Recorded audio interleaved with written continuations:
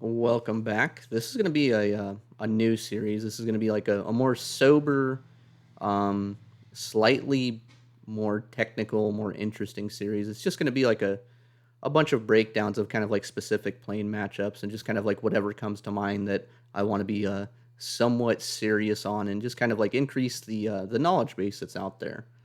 With that being said, not everything's going to be 100% perfectly accurate, especially in like within sim, because of how plane control is. Like there's a lot of room that can be made up in just the way that you play. Just the mechanical skill of it means that if you take two planes into a dogfight, and even if one is considerably favored to win, just being the better pilot, unironically, can make up a lot of that gap.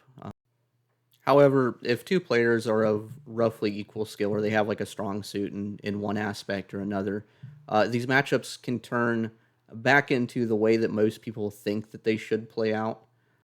That is a lot of what you're going to see with the P-51 D-30 versus late model 109s. Like just not even on paper, but just in practice, the late model 109s are just slightly better in the dogfight. But in the vast majority of cases, the winner or loser is just going to come down to who is more technically and mechanically proficient. Usually, when I test matchups like these, especially ones where I don't want people in my comments going, "No, you're wrong," and doing all that stuff, I practice against people that are pretty decent at the game, and I usually like to pick at least one player who is like consistently better than me, and this gives me a pretty good idea of what both planes are capable of at like higher levels. What you're going to see is I'm going to duel Shezarade for some of these. Who he's a little bit worse than me, but he's definitely better than most pilots are going to run into in sim. And he has a pretty good handle of like at least the basics of like the dueling dogfight 1v1 type thing.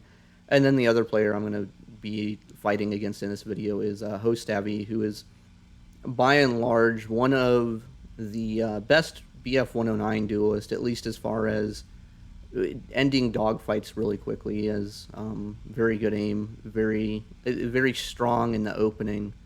So even just having the ability to maybe potentially put shots on him shows that there is still some potential here. But kind of full disclaimer: the way that me and Host Avi did it, um, we switched planes just to get like a better idea because I'm actually fairly proficient in 109s as well, and I think the overall the overall results were something like I think he went 17-3 in favor of the 109, and then I went 18-2 in favor of the 109. So that's why I say like at a higher level, if both pilots are equally proficient, the fights are not going to be nearly fair. Like the 109, it just has that power to weight ratio. It has the ability to just get around a circle just a little bit quicker with its flaps. And if there's no gaps to play against it with, if there's no trajectory errors, then the 109 is just heavily favored to win. But with that being said, most players are not going to be at the mechanical proficiency that Host Abby is. Like the guy spends a lot of time dueling, and that's kind of why I did use him for this video, just so that people don't come away with the illusion of watching me just beat up on one guy and go, ah, yes, the P-51, it's great, it's better. Anyways, let's get to some dueling commentary. Now, usually the first thing you do is you dive down to the deck. This high-speed opening is generally the most meta opening that you can do for a one versus one duel. And then your first two turns are what I would consider the opening, where you're using all of that speed to really fight for position or trying to conserve energy into like the right position where you can turn it back around. And like the difference between these two philosophies is just kind of like the difference between being aggressive and being passive. And there are times where you take an aggressive trajectory and then turn into passive, and there are times when you take a passive trajectory and then transition to a more aggressive playstyle. Generally speaking, your aggressive trajectories are quote unquote one circle, and your passive trajectories are going to be quote unquote two circle. But there's a lot of gray area in between those. I don't really find the one circle, two circle dichotomy to really be like all that specifically useful.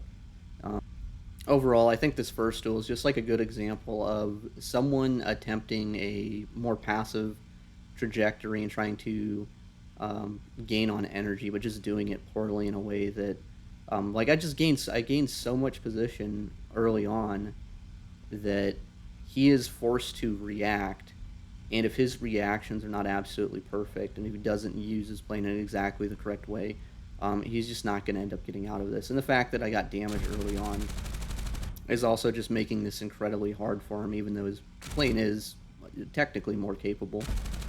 Um, so didn't really go into any like specific moves that I did there, or anything special. Just kind of doing a general commentary just to get the general the flow. The second duel is going to be a little bit shorter. We open up with kind of the standard turn that I do, which is kind of like an ascending out of plane lag turn, I guess is what you would call it.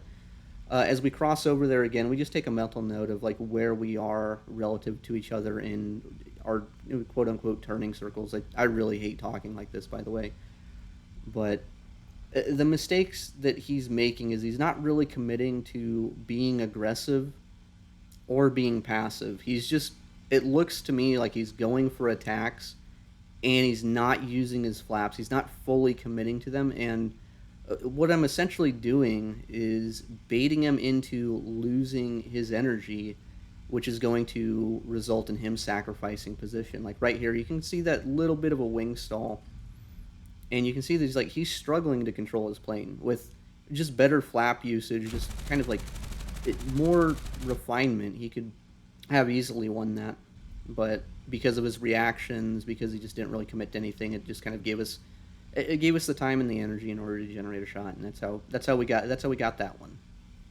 This process more or less just repeated itself over and over again. By the way, what I've found is just being the guy that tries to force going for the first attack, just going for the first shot, it really does allow you to gain an advantage over most of your opponents, because it is relatively difficult to become a good passive player.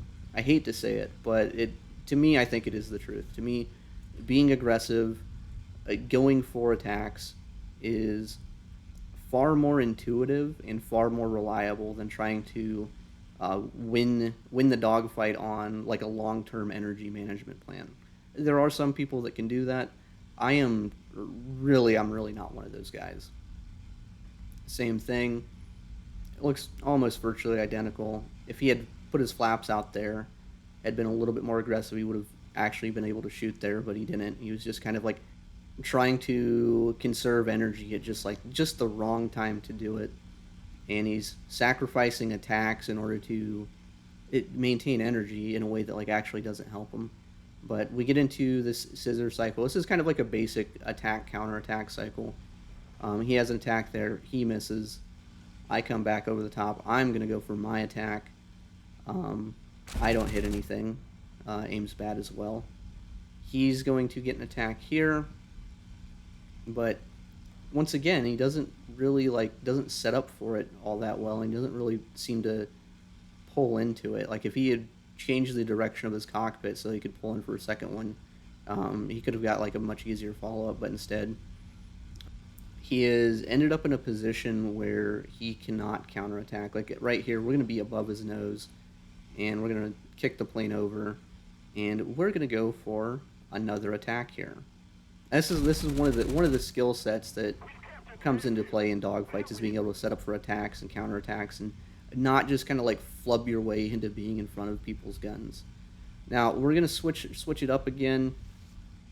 This is going to be against Hostavi. He's in a 109 G6 with 30 minutes of fuel. I'm with 30 minutes of fuel. It's completely fair. But this is more or less like what it is typically going to be like fighting fighting Hostavi anyways.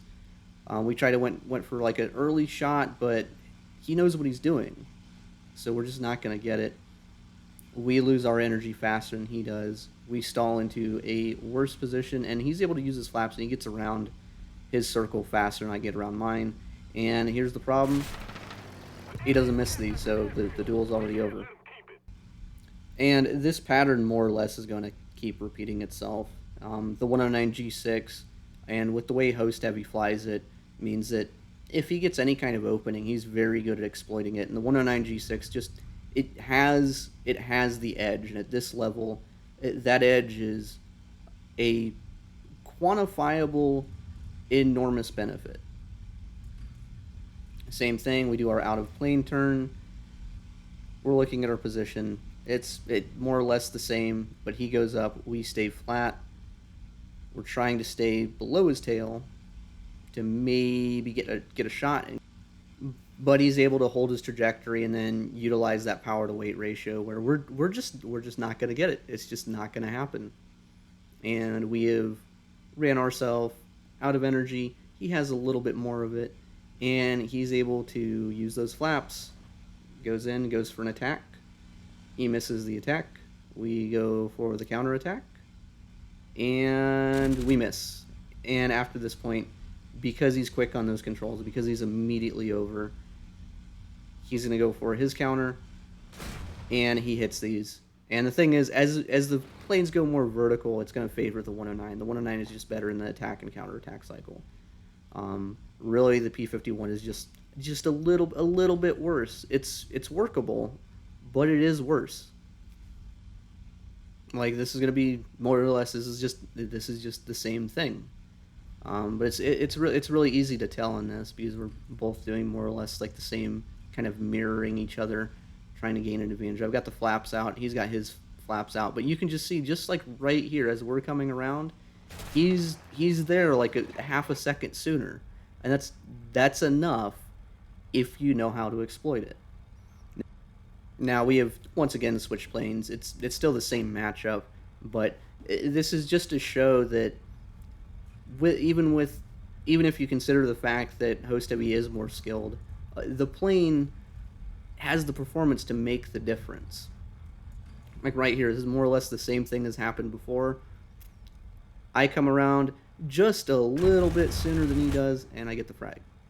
Just a little bit. It's very close, but it is there. Now, just because Host Heavy's better practice doesn't mean that he's completely immune to mistakes either.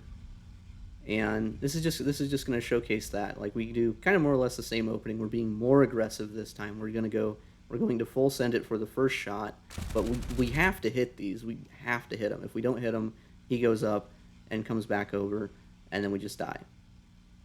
But because we got that hit, that probably threw his trajectory off. That a little bit of wing damage probably did something to his plane that was quantifiable. And we're coming around the circle again. We get another shot. We overpull, and because of that wing stall, he's going to try to do his counterattack here, where he comes back into us, and where he usually cuts the radius like before, but he just didn't have the right space. And we got the rare P-51W. It's literally like one of the two that I got, and I think the second one was actually just like a head-on, where I just won it and he didn't get enough damage. So this is going to be a little bit longer. I'm actually going to end up speeding this up because otherwise this one's going to last like a solid 10 minutes. And this opening here, instead of like forcing the vertical scissors switchback, whatever you want to call it thing, we both end up in a rate fight, the old classic up down looper, try to gain position very slowly fight. And I think I start off a little bit better here, but at the same time I have to be really cognizant of him coming back and cutting into me like right there. I should have maybe been a little bit more aggressive and went for a shot. Potentially I'd have to be like really in depth and look at like, oh yeah, the flaps management and whatnot. And like, this is a plane that I haven't spent nearly as much time with as the 109. I do enjoy the 109s for dueling a little bit more, but we're not losing, we're not winning, we're just kind of in this stalemate. But at least on paper, the P-51 D-30 should be fairly competitive against the 109 G6, at least in the flat turn. Now, once you start adding these vertical components to it, I do think the power to weight ratio does end up favoring the 109 G6. Although maybe in the future I will improve my technique and actually come back with a way to more consistently win these kind of fights. It's just not something I'm incredibly comfortable with. I do understand probably 80 to 90% of the process, but there are people that are uh, far better at this up down gain position with rate and flaps and doing everything at the right time. Like, I still do not fully understand it, but we're just going to angle our fuselage to be slightly above like the right wingtip there, and we're going to stay a little bit above them. Sometimes we're going to go a little bit below them, and we're just trying to win the circle. This is the point where I'm just going to speed it up because it's really just us going in circles. We're doing the Mazdak 500 here. I think that I'm gaining position, but even when I tested this against like another person, um, Alex, who's pretty good at just holding rate, even with the 109 G6, the P-51 D-30 really wasn't able to gain position in his hands in this kind of fight. So I think the idea that you have a noticeable advantage in a flat turn is just like, it's just, I don't think it's there.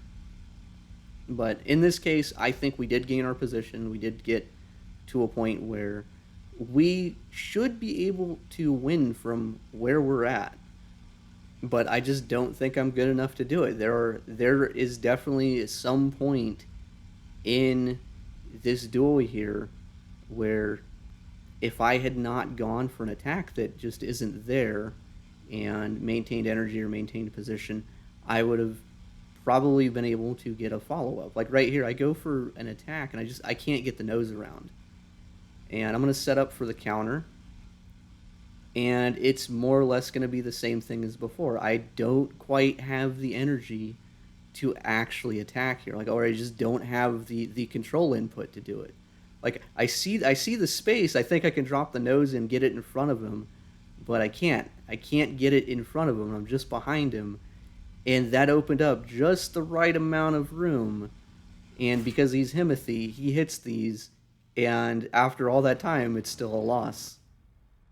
Now, maybe after 17 minutes of commentary and you have somehow not bored yourself to death, um, maybe you think Host is just better, which he is. Like, honestly, my win rate in duels against him is maybe 10% on a bad day and 25% to maybe 50% on a really good day. Like, if he's having a bad day and I'm having a really good day, it may be half.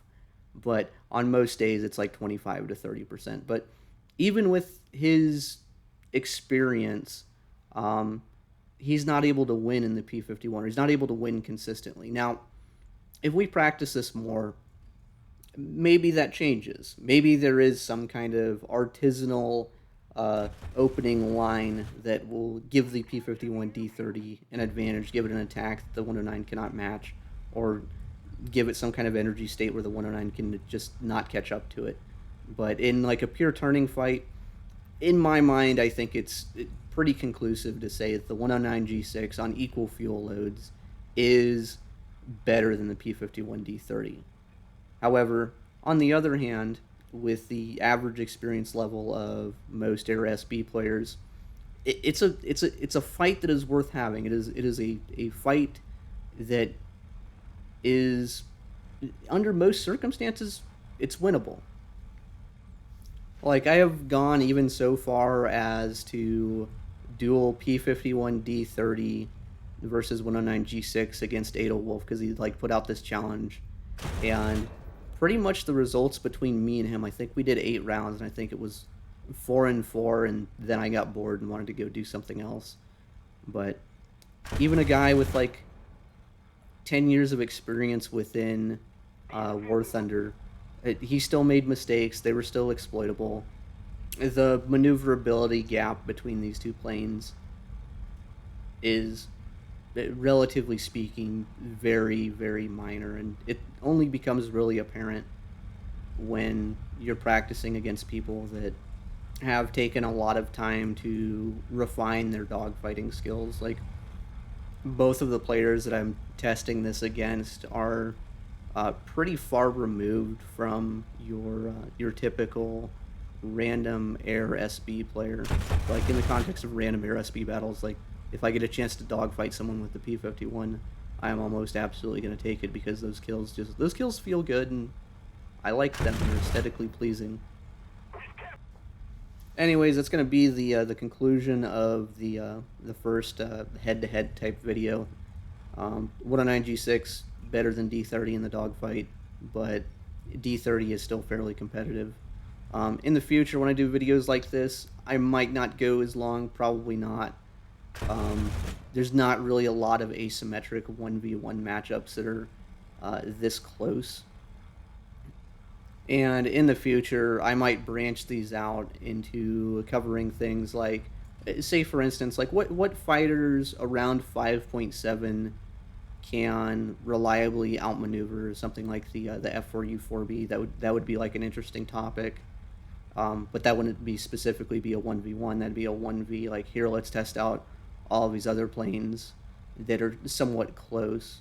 But anyways, I intend to put these out more or less middle of the week. I'm going to try to make them weekly. My schedule might turn them into like a bi-weekly affair. Right now, because the event's going on, it's a lot of just bomber farming, so it might be easier just to start getting footage for these kinds of videos. Anyways, let me know what you think. Like it in the comments, subscribe, or don't. It's fine.